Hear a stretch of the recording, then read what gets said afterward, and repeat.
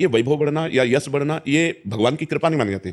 भगवान की कृपा मानी जाती है अंदर का चिंतन बदलना, जिससे आपके अनंत जन्मों के संस्कार भस्म होकर और अगला जो है वो बड़ा उत्तम होगा। अंदर के चिंतन से होता है, बाहर से कुछ नहीं होता। मात्र अंदर का चिंतन। अच्छा, अंदर का चिंतन हम लोगों का स्वभाव बन गया बहिर्मुखी।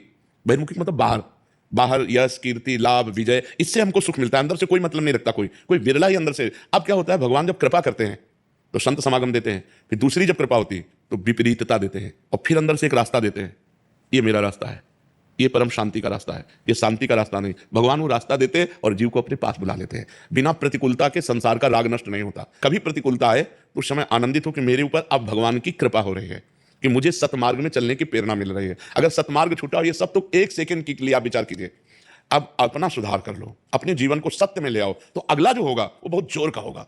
चाहे जन्म हो तो श्रीवान, कुलवान, धनवान, वैभव संपन्न ऐसे, और भक्ति की अनुकूलता, भक्ति की अनुकूलता।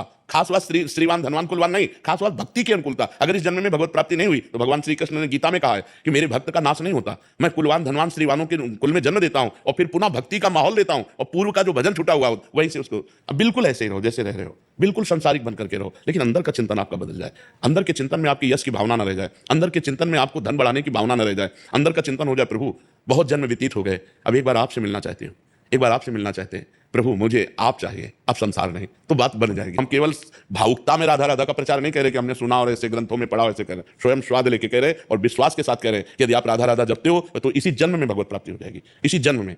जैसे किसी से कहा जाए कि तुम सत्य बोलो, मंदिर में चढ़ के बोलो, तो हम मंदिर में नहीं, हम वृंदावन में बैठे हैं। करोड़ों मंदिर इसकी समानता नहीं कर सकते, भगवान का परम धाम है। अगर राधा राधा नाम चल रहा है तो इसी जन्म में भगवत प्राप्ति हो जाएगी। हमारी आखिरी श्वास यदि राधा, तो मुझे श्री जी की प्राप्ति, भगवान की प्राप्ति हो जाएगी।